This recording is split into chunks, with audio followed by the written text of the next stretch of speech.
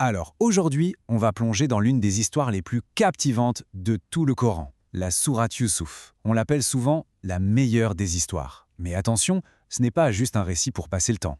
Non, c'est bien plus profond. C'est une immense leçon sur un thème central, un fil rouge qui traverse chaque épreuve et chaque victoire, la conséquence de la patience.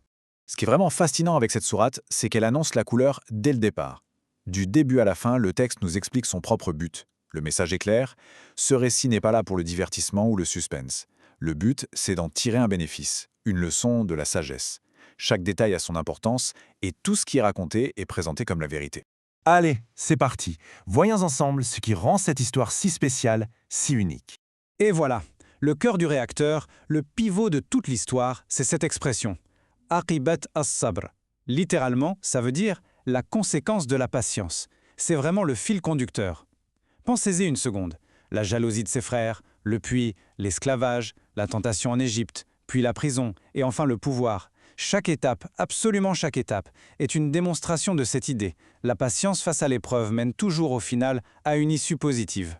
Mais au-delà de la leçon de vie, il y avait un autre enjeu à l'époque où cette sourate a été révélée. C'était aussi une preuve, et une preuve de taille. La question était simple. Comment le prophète Muhammad, qui ne savait ni lire ni écrire, pouvait-il connaître une histoire aussi ancienne avec autant de détails, autant de précision? Pour ceux qui l'écoutaient à l'époque, c'était un signe limpide. Ce message ne pouvait pas venir d'un homme. Et cette histoire incroyable, où commence-t-elle?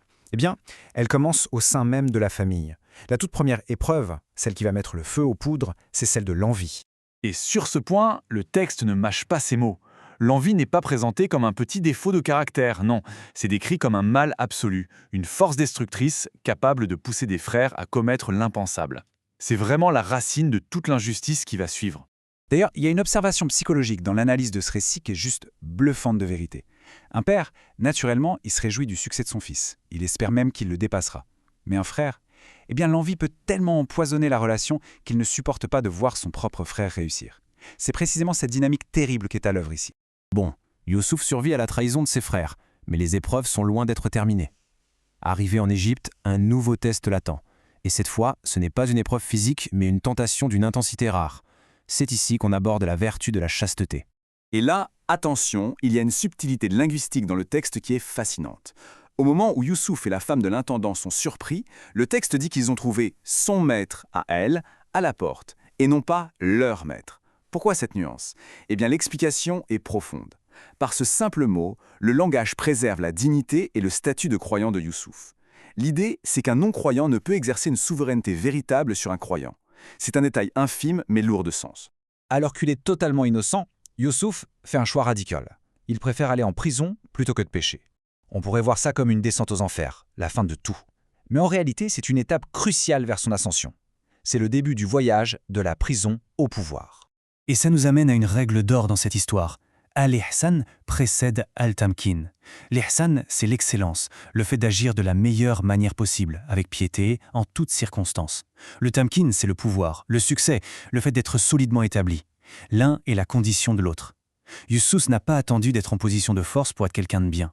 Il a été excellent au fond du puits, excellent comme esclave, et même excellent en prison. C'est cette constance dans le bien qui l'a mené à son destin. En fait, on pourrait presque en faire un schéma. Étape 1, l'épreuve, quelle qu'elle soit. Étape 2, la réponse à cette épreuve, qui doit être la piété et l'excellence, l'ihsan. Et enfin, étape 3, le résultat de cette attitude, qui est l'affermissement, le temkin. C'est une sorte de loi divine que la vie de Youssouf tient à nous illustrer parfaitement. On arrive maintenant au sommet émotionnel et spirituel de l'histoire. Des années ont passé, une famine s'est abattue sur la région. Et qui vient demander de l'aide à Youssouf, devenu un puissant ministre? Ses propres frères. Évidemment, ils ne le reconnaissent pas. C'est l'heure de la confrontation et de l'ultime leçon, le pardon. Et vous savez, la vraie question n'est pas est-ce qu'il va pardonner? Non. La vraie question, c'est comment est-ce qu'il va le faire? Parce que c'est dans la manière de pardonner qu'on va voir toute la grandeur d'un caractère qui a été poli par des années de patience et de foi. Et la réponse est juste sublime. Quand il finit par se révéler à eux, Youssouf résume son parcours en disant que Dieu l'a fait sortir de prison. Il mentionne la prison, mais pas le puits. Pourquoi? Tout simplement pour ne pas leur jeter leurs crimes à la figure, pour ne pas les humilier. Imaginez un peu, au sommet de son triomphe, sa priorité est de préserver leur dignité. C'est l'excellence et le pardon à leur plus haut niveau. Et maintenant, si on prend un peu de recul sur tous ces événements, il y a un thème général, une idée maîtresse qui vient tout englober, tout expliquer. Et c'est ça la grande conclusion. Réfléchissez. Les frères de Youssouf ont comploté pour se débarrasser de lui. La femme de l'intendant a comploté pour le faire tomber. Tout le monde avait un plan. Mais au final, c'est le plan de Dieu qui s'est réalisé. Le plus fou, c'est que leurs mauvaises actions ont servi, malgré eux, à mener Youssouf exactement là où il devait aller. C'est l'illustration parfaite que la volonté divine l'emporte toujours. Pour résumer, l'histoire de Youssouf, c'est un véritable guide sur la manière de gérer les épreuves. On y voit les ravages de l'envie, la récompense de la droiture, la noblesse d'un pardon qui cherche à élever l'autre plutôt qu'à l'écraser, et par-dessus tout, le triomphe final qui vient d'une patience à toute épreuve et d'une confiance totale dans le plan divin. Alors, en terminant cette analyse, la question reste ouverte pour chacun.